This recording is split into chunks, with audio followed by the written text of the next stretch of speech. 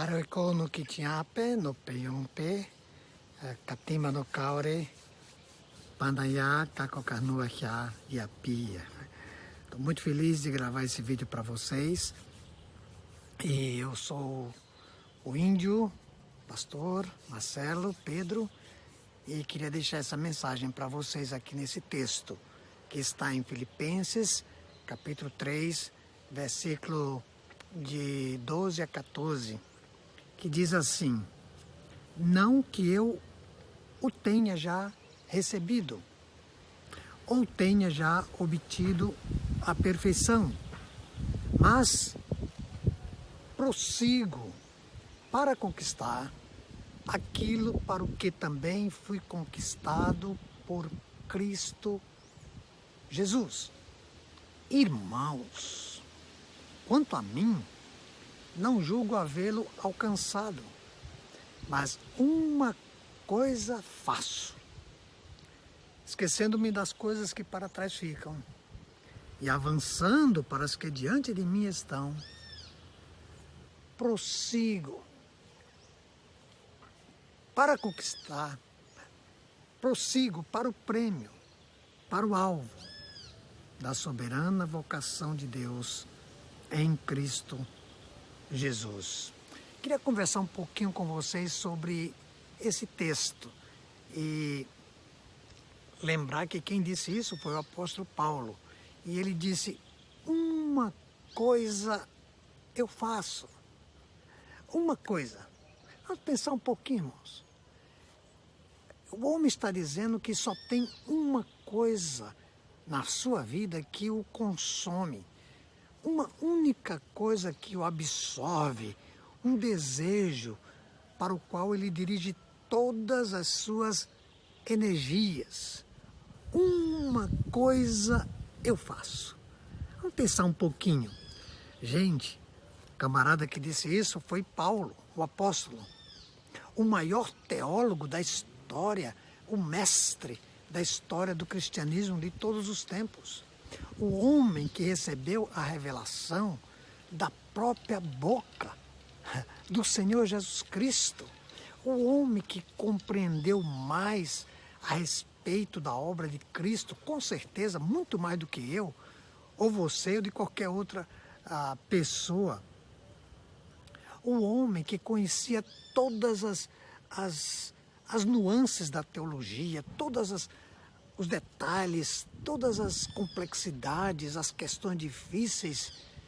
Mas este homem, ele acabou resumindo a sua vida inteira, todo o seu conhecimento, toda a sua bagagem, toda a sua paixão, todo o seu desejo para uma única coisa somente.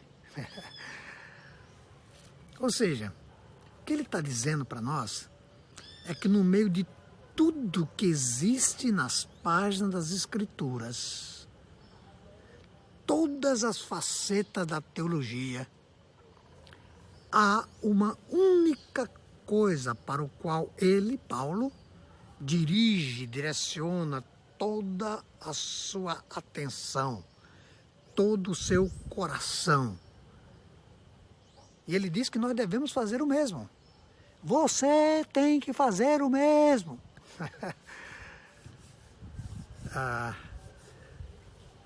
Então precisamos saber que coisa é essa que ele está falando. Qual é essa coisa? E a gente descobre isso lendo um pouquinho mais o texto, no versículo 7, quando ele diz: mas o que para mim era lucro, isto considerei como perda. O que ele está dizendo que tudo que ele conseguiu na sua vida, toda a sua bagagem, o seu currículo, desde a sua infância, este homem tentou construir um sistema de méritos para agradar a Deus. Tentou se esforçar para comparecer diante de Deus como quem está carregando os seus créditos, os seus méritos para ajudar na sua salvação. E não somente isso, mas para também se sentir que estava construindo seu caminho para o céu. E ele disse: tudo que eu ajuntei na vida, isto eu considerei como perda. Como a palavra é forte, mas a palavra é essa, como lixo. Lixo. E ele vai dizer no versículo 7, por causa de Cristo. Queridos, quando este homem, Paulo, quando ele compreendeu quem é Jesus Cristo, o que ele fez por ele, tudo mais na sua vida caiu na coluna das perdas.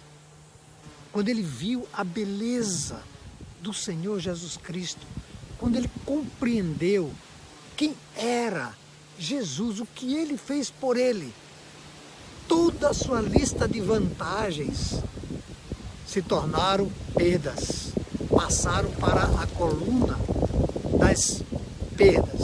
Ele vai dizer no versículo 8, eu acho lindo o versículo 8, que ele vai dizer: sim, deveras, considero tudo mais como perda, por causa da sublimidade do conhecimento de Cristo Jesus, meu Senhor, por amor do qual perdi todas as coisas e a considero como refúgio para ganhar a Cristo.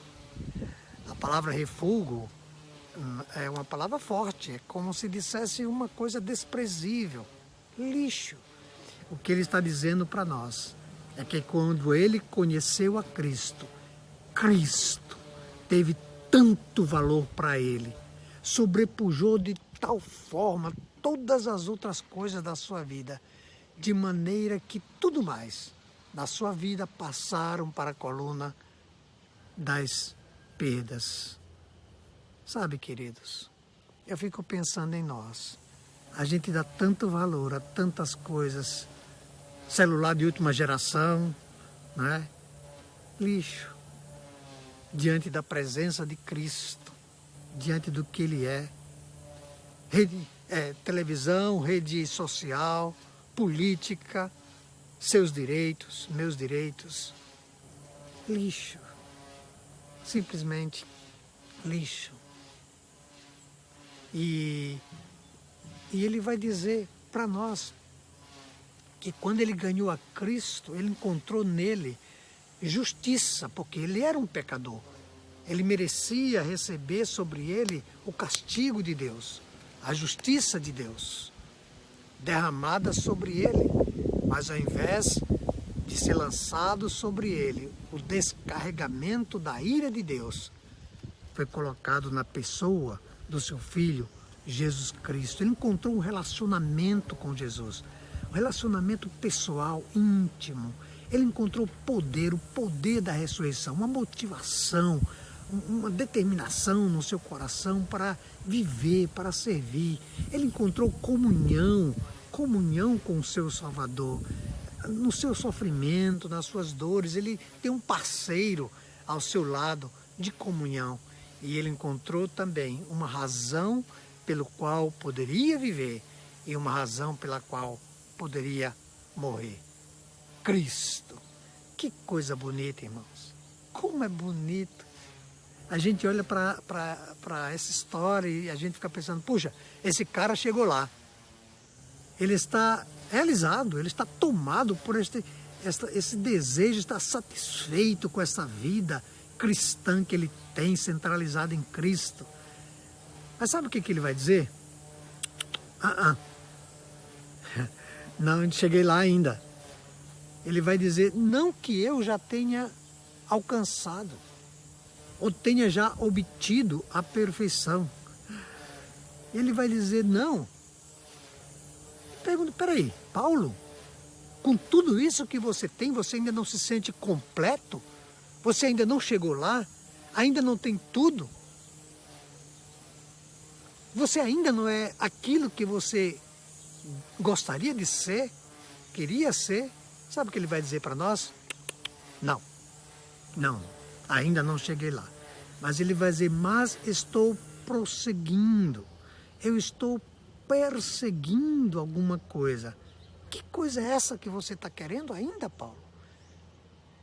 E para que coisa é essa que você está correndo atrás ainda? Ele vai dizer, eu estou perseguindo aquilo para o que também eu fui conquistado por Cristo Jesus. Como a gente pode entender isso, irmãos? Sabe o que ele está dizendo?